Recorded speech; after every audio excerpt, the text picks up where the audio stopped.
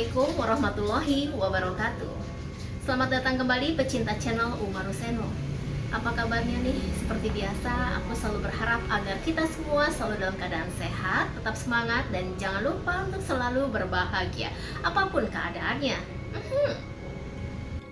Di setiap opening video gue selalu mengingatkan kita semua untuk selalu berbahagia apapun keadaannya. Karena berbahagia itu penting banget, say.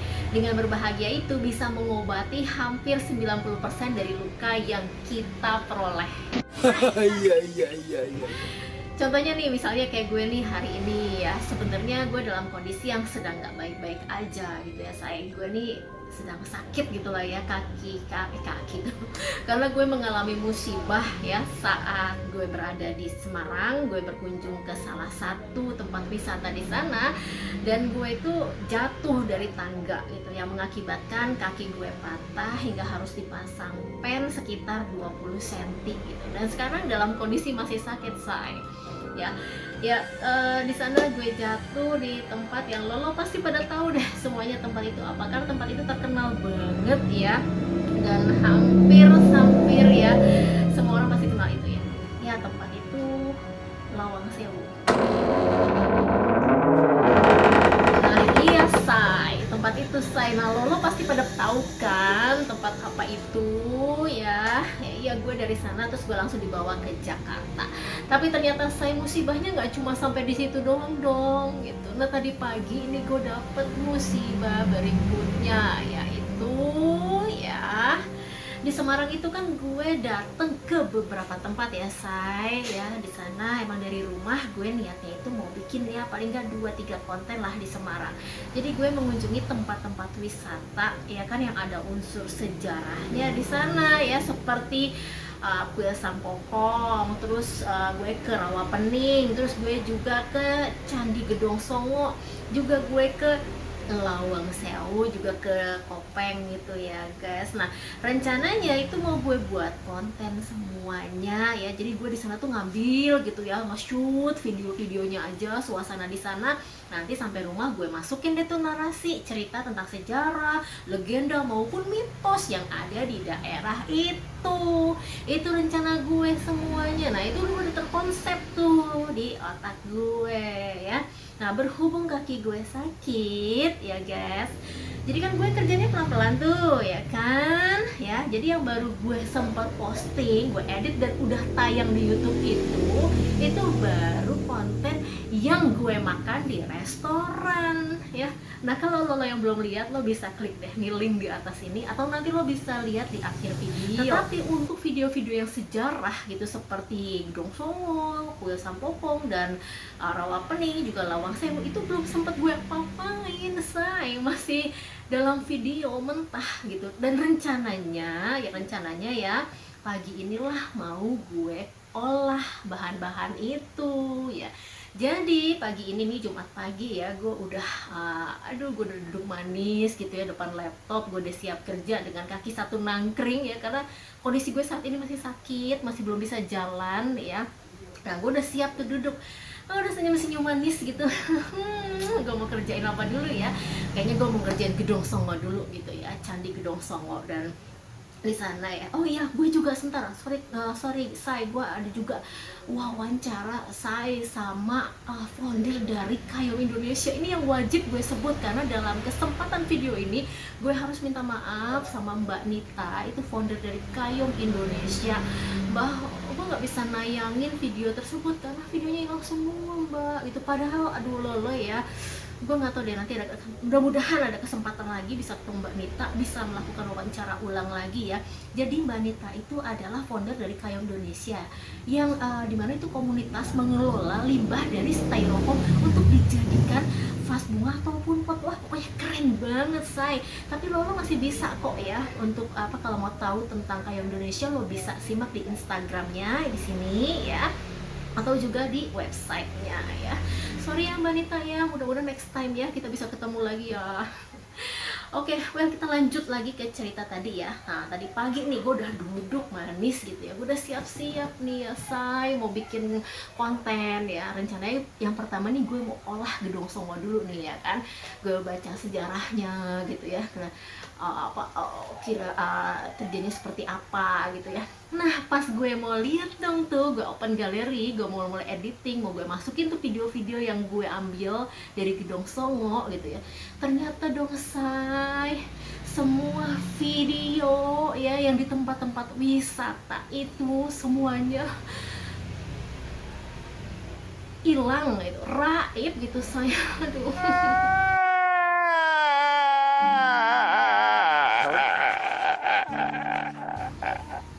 Sedih banget gak sih say? Gue shock gitu. Jadi apa ya, kalau dibilang nih menangis tapi tak berdarah gitu, mungkin rasanya seperti ini ya, nyesek. Jujur gue juga nggak ngerti kenapa video-video dan semua foto itu totally masih ada 6 bahan konten lagi buat gue tayangin di YouTube dan semuanya hilang ya, dan itu semuanya hilang ya. Gue nggak ngerti, padahal semalam ya jam 8 nih, hari Kamis jam 8 itu masih ada loh di galeri, karena jam 8 malam itu gue tuh masih komunikasi sama adik gue yang ada di Semarang. Dia nanya tentang kondisi kaki gue gimana, terus gue masih kirim foto kaki gue ke dia gitu ya say gitu, karena di kaki gue tuh memang ada bercak-bercak keanehan gitu ya. Nanti gue akan bahas nanti ya satu-satu nih ya satu-satu ya.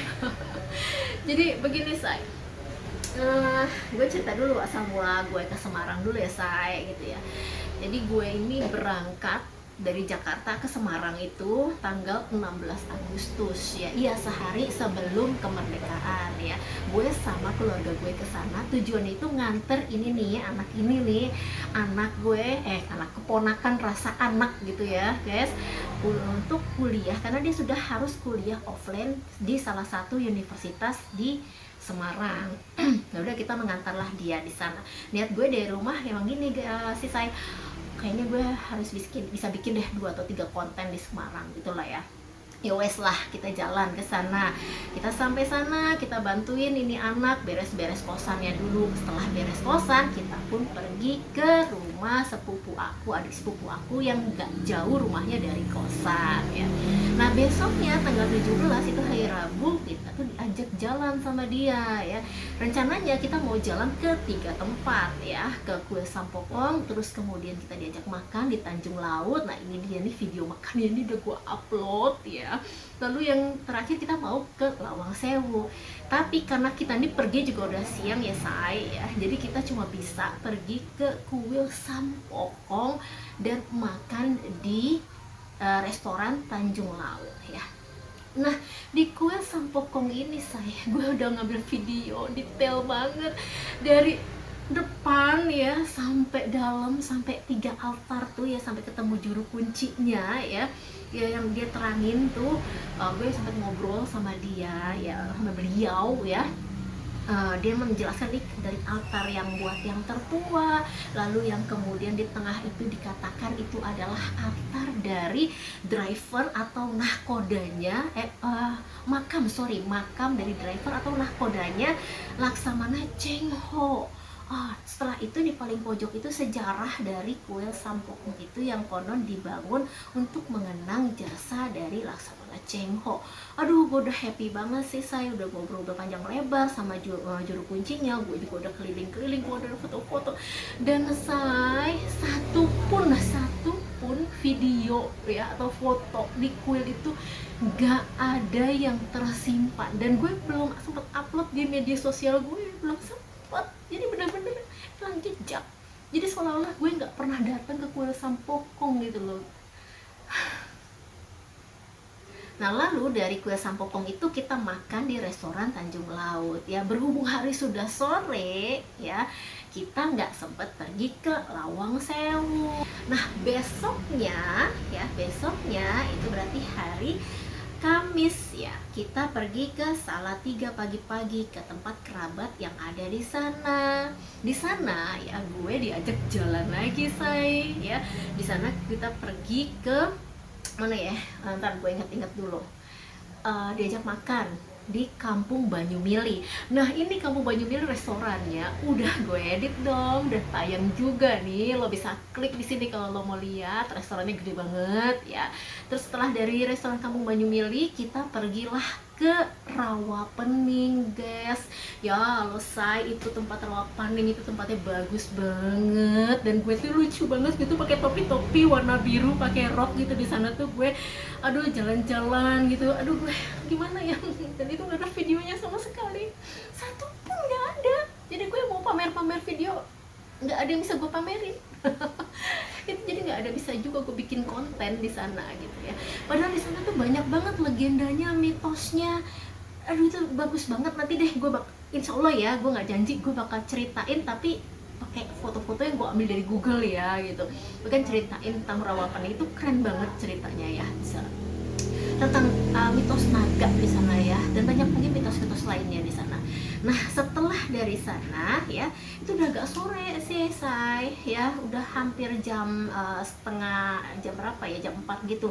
Kita langsung ke Candi Gedong Songo ya. Sampai di sana di Candi Gedong Songo sebenarnya udah sore say, udah jam 5, dan loketnya itu udah tutup ya.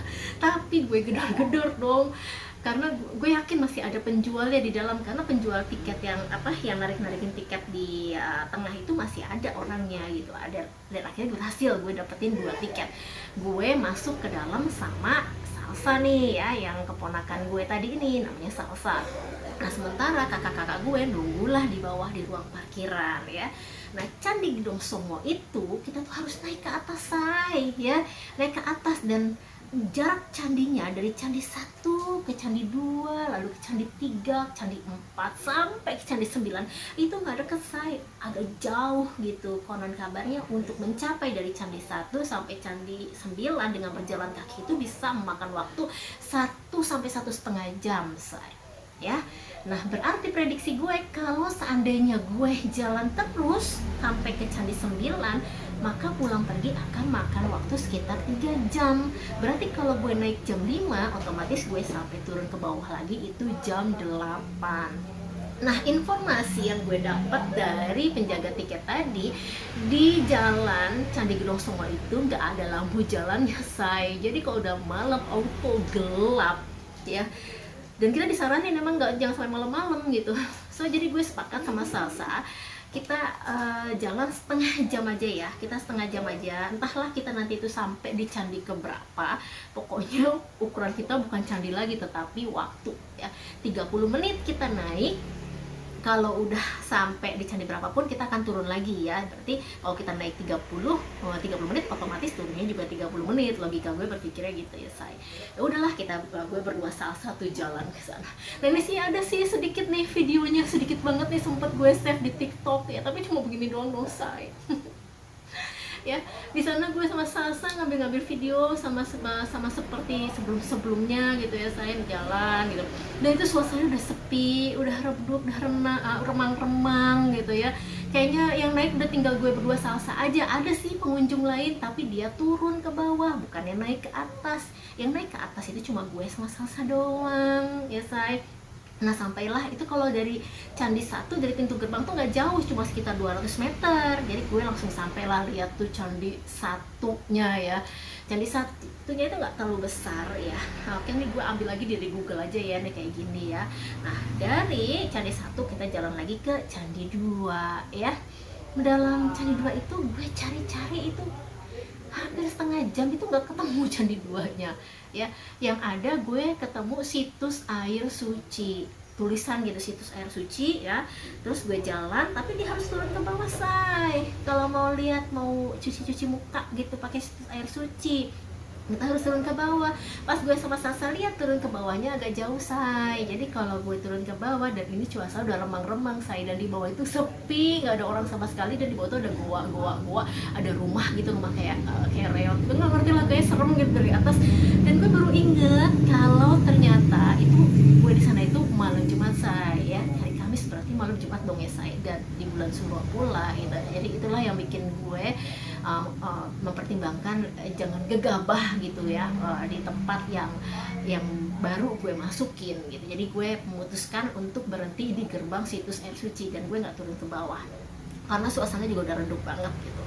Ya udah, gue pikir gue agak naik lagi ke atas ya. Memang di situ gue sempat berpapasan sama bapak kakek sih, tapi tubuhnya masih tegap gitu. Dia arah turun ke bawah, tapi dia berpakaian baju serba hitam gitu ya. Gue nggak tahu siapa, gue mau negur juga nggak enak ya saya, karena takut ini so akrab, tapi yang gue baca auranya tuh kayak agak beda gitu sih saya. Oke, dan dari situ gue setengah jam naik, terus akhirnya gue turun lagi. Udah setengah jam gue nggak ketemu lagi mana itu Candi 2 ya, jadi gue cuma ketemu Candi 1 aja di sana. Akhirnya gue turun lagi ke bawah. Pas sampai di parkiran ketemu sama kakak-kakak gue, itu tempat azan maghrib ya. Nah, setelah dari gedung sono, gue mampir ke Cafe Cosmo punyanya Bang Sony. Nah, ini Cafe Cosmo ini juga udah tayang guys. Ini dia linknya, kalau lo belum lihat lo bisa klik. Ini cafe steak, aduh menurut gue hit banget, yang ada di Jalan Mongon-Sidi Salatiga.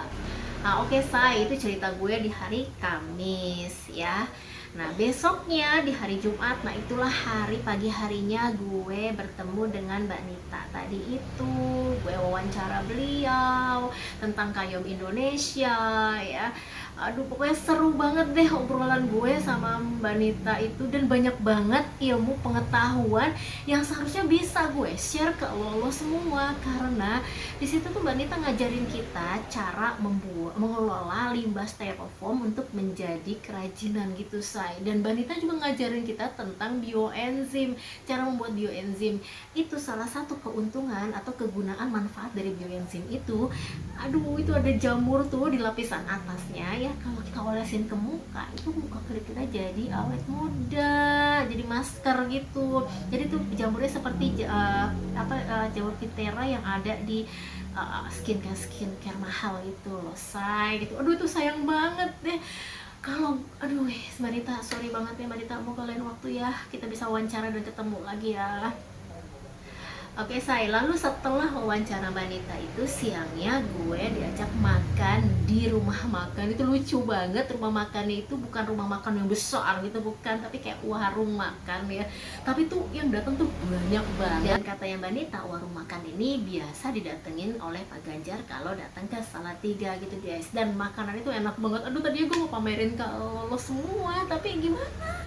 Nggak tersisa satupun, videonya hilang, semuanya hilang ya.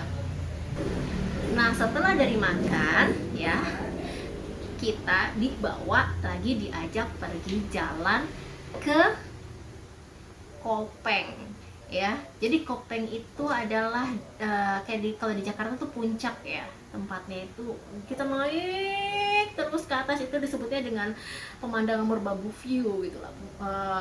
Suatu puncak dengan pemandangan beberapa gunung gitu. Ada Merbabu, lalu ada Gunung Telemoyo, terus ada Gunung Sumbing. Sorry kalau gue salah, please koreksi ya, lo kasih komentar di bawah koreksi gue kalau salah ya. Gue agak lupa tuh gunung apa aja, pokoknya banyak dan itu bagus banget.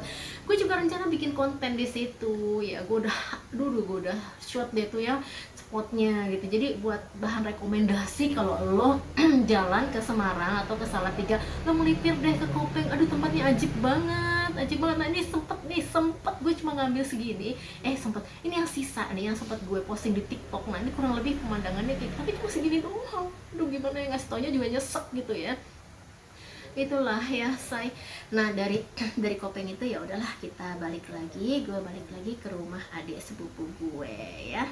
Nah itu hari Jumat malam ya.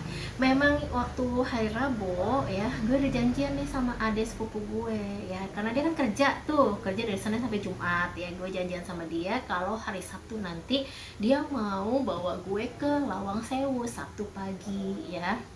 Nah tapi di hari Jumat itu gue tuh perasaan udah nggak enak gitu. Gue tuh udah ada firasat gitu. Gue pikir kayaknya gue nggak perlu datang deh ke Lawang Sewu gitu, karena kan gue juga udah capek badan gue, terus juga gue udah ada 8 konten di handphone gue yang udah siap mau gue edit gitu ya.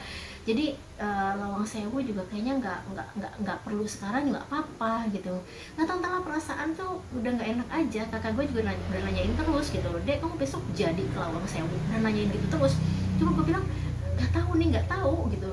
Gue masih bilang nggak tahu, besok lihat besok aja deh gitu. Nah besok paginya dong adik gue yang berbaik hati ini nelpon gue, dia udah siap dong, dia nanyain, Mbak jadi nggak ke Lawang Sewu. Nah adikku kan udah berbaik hati ya say, nawarin mau nggak diantar ke Lawang Sewu gitu. Rasanya aku tuh berdosa banget gitu kalau menolak ajakan dia, tawaran dia ya. Maka dari itu aku iyain, oke deh jadi gitu. Ya udah akhirnya gue siap-siap ya kan, dan jalanlah kita ke sana. Kali itu gue jalan ke sana ke Lawang Sewu nggak sama keluarga, tapi berdua doang sama adik gue sepupu gue nih. Kita naik motor ke Lawang Sewu pagi-pagi. Sampailah kita di Lawang Sewu itu jam 8 kurang sedikit ya. Ya seperti biasa ya kan, gue ambil video aja tanpa narasi ya, gue tanpa ngomong apa-apa, karena nanti di studio gue yang akan edit itu narasinya gitu. Jadi gue hanya butuh video-videonya aja sama ya gue lah gitu, nampang-nampang gitu, jalan-jalan di sepanjang pintu-pintu Lawang Sewu gitu ya say. Nah di situ kita udah ngambil-ngambil, udah nge-shoot. Nah ini nih, ini cuma tersisa ini dong, ini ada sepupu gue yang ngambil video ini dari HP-nya. Jadi video ini diambil bukan dari HP gue ya say. Kalau diambil dari HP gue otomatis udah ikutan ngilang semuanya Rai. Nah di sini gue masih berdiri tegap, berjalan dengan tegap menyusuri setiap ruangan yang ada di Lawang Sewu say. Gitu. Nah ini kayaknya nih video atau foto terakhir deh sebelum kita turun lagi ke bawah ya. Nah setelah kita turun ke bawah itu kita sempat berhenti di tangga yang naik ke atas lantai 3 yang udah ditutup. Di sana adek gue ceritain bahwa ini udah ditutup, kita nggak bisa naik ke atas lagi, kata adek gue gitu. Memang di situ ada tulisannya dilarang naik ke atas, sedang dalam renovasi. Ya oke lah, kalau emang nggak boleh naik, masa kita mau paksa minta bukain? Emang kita siapa say ya kan? Ya udahlah kita foto aja, kita foto, gue foto lah, gue shoot tuh, videoin ya dari atas ke bawah gitu. Gue nge-shootnya dari bawah doang shy gini gitu ya. Nah udah setelah itu tuh terakhir tuh aktivitas gue di atas. Setelah itu turunlah gue dan dia di tangga. Itu dalam kondisi gue udah gak pegang, maksudnya kita nggak dalam shoot-shootan kamera loh ya, kita dalam kondisi yang biasa, jalan biasa, turun gitu. Nah pas turun di tangga itu say ya, gue baru berapa langkah tiba-tiba dong kaki gue itu kayak kepleset gitu say. Dan anehnya sih, enggak aneh sih ya, gimana mau dibilang kepleset, tapi emang gue ngerasa aneh gitu. Gue tuh jatuh dari atas ke bawah itu, posisi kaki gue gini say, jadi yang satu ini gue ke bawah ya, sementara kaki gue yang kanan ini posisinya nekuk gini say ya. Badan gue duduk tuh dari atas sampai lantai 1 tuh, jadi gue jatuh tuh begitu say. Nah ini kaki gue yang ini say ya kan, ini tuh mau gue lurusin gitu, tapi ini nggak bisa bergerak say. Gue nggak ngerti kenapa tuh, nggak ngerti deh, nggak bisa gerak gitu. Jadi tetap begini aja sampai lantai bawah gue ngedeprok, posisi gue masih duduk dong say ya. Nah keluarga gue yang di rumah beranggapan, disangkain gue itu jatuh guling-guling ya, karena kan gue jatuh dari lantai 2 ke lantai 1 nggak berhenti ya kan. Maka bayangan mereka semua guling-guling, mereka pikir yang patah itu bagian mana gitu kan. Nah terus ada juga pas gue bilang enggak, gue jatuhnya tuh duduk gitu, maka keluarga gue lagi berasumsi, waduh jangan-jangan pahanya yang patah atau tulang ekornya atau gimana. Alhamdulillah enggak, yang patah itu gue kaki gue sebelah kanan di atas ankle gitu, di situ yang patah.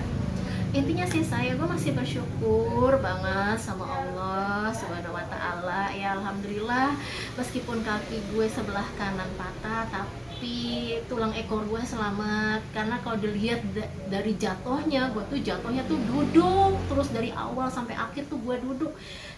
Harusnya kan yang dihajar itu pangkal paha dan tulang ekor gitu ya, seharusnya yang dihajar begitu. Tapi kan alhamdulillah gitu, Allah masih kasih gue berkat gitu ya, gue masih sehat dan kaki gue yang di bawah yang kena gitu. Dan ini sudah dalam perawatan dokter gitu.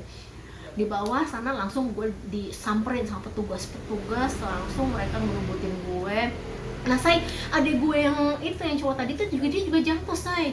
bukan gue sendirian, dia juga jatuh, dia jadi jatuh tapi dia cuma beberapa tangga jatuhnya, habis itu dia bisa berdiri lagi. Yang nggak bisa berdiri lagi tuh gue dari atas sampai bawah jatuh merosot gitu, gue kayak naik perosotan tapi perosotannya nggak rata kan, gitu loh ya. Yang ini, yang kaki gue yang ini nggak bisa gerak nih, nggak tahu nih diapain ya, begini aja kaki gue yang sebelah kanan nih. Nah yang patah di sininya nih say, gitu, ini nggak bisa gerak nih, gitu sampai bawah. Nah ya udah, itu gue dikerubutin sama petugas dan gue ditolong oleh mereka semuanya, disediain kursi roda, gue digotong, dipindahin ke kursi roda. Terus setelah itu gue dibawa sama keluarga gue ke rumah sakit Hermina di Semarang, langsung dikasih tindakan. Sorenya gue dioperasi oleh dokter ya. Makasih untuk semua petugas, untuk semua dokter yang cepat dalam penanganan musibah yang aku peroleh.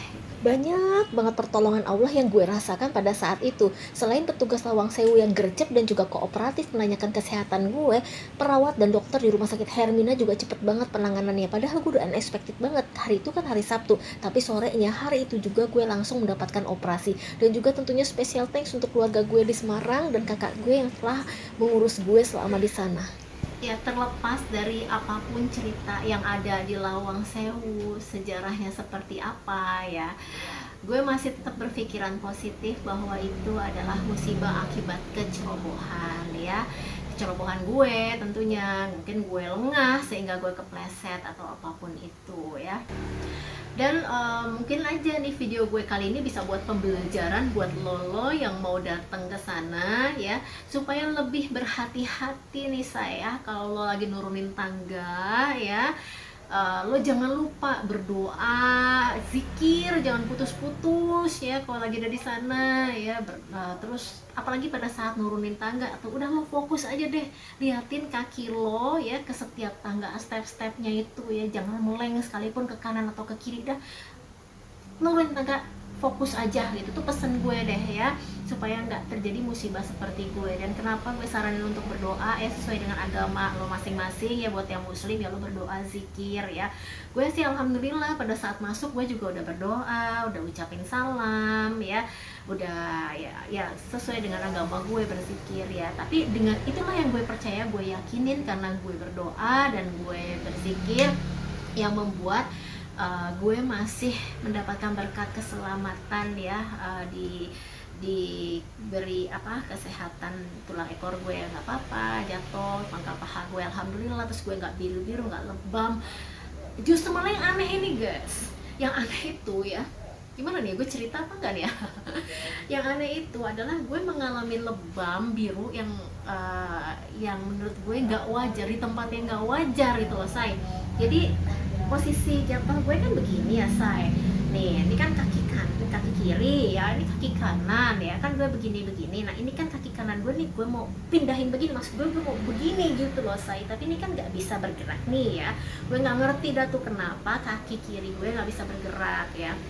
Nah yang kembali ke lebam-lebam tadi itu, yang justru lebam itu nih bagian sebelah sini say ya. Nah ini ada foto ya, mohon maaf nih, foto gue kayak kaki gajah begini ya, karena ini bengkak nih, gue sampai hari ini kaki gue masih bengkak ya. Nah lo bisa lihat sendiri, nah yang biru-biru itu tuh say, itu bagian atas say, yang nggak kena apa-apa. Nah yang bawah ini kan kena tangga nih, kerak ya, yang patah tuh sini say, kerak ya. Kalau gue sih berpikir aja ya say, kalau logika gue sih seharusnya yang lebam itu bagian sini say ya, bagian sini say ya kan, atau bagian pangkal paha gue bagian bawah gitu say. Tapi enggak, ini yang lebam itu justru atas gitu, bagian atas. Nah ini gue ngerasa tuh kayaknya apa gue dipegangin ya, ada yang megangin gue gitu ya. Jadi di situ kayak ada pegangan gitu ya, ada yang megangin gue, jadi gue nggak bisa bergerak atau gimana, nggak ngerti juga sih ya gue serahin deh semuanya sama Allah lah, segala sesuatu itu pasti sudah jadi takdir gue ya, apapun itu gitu. Ya terlepas dari itu tetaplah kita berdoa dimanapun kita berada, berdoa paling nggak dengan berdoa insya Allah musibah kita terhindar dari musibah yang lebih besar gitu ya. So jadi begitu say cerita aku, kisah sedih aku di Semarang. Tapi nggak sedih-sedih juga sih, paling nggak meskipun aku nggak punya memori dalam bentuk video, foto ataupun konten, masih ada memori di dalam ingatan aku. Cie. Dan saya semoga video ini bisa jadi pembelajaran buat kita semuanya untuk lebih berhati-hati ya, lalu lebih waspada dimanapun kita berada. Semoga apa yang aku alami tidak menimpa ke kalian semua. Dan aku juga mohon doanya ya dari kalian semua, semoga kaki aku ini cepat sembuh lagi sehingga aku dapat berjalan seperti sedia kala, dapat berlari lagi, dapat beraktivitas seperti sedia kala. Karena masih banyak banget agenda dan tempat-tempat yang mau aku jelajahi. Please bantuin doain aku ya. Terima kasih. Oke say, jadi sekian dulu ya cerita dari Umar Ruseno. Kita bertemu lagi di video aku selanjutnya. Sampai jumpa lagi.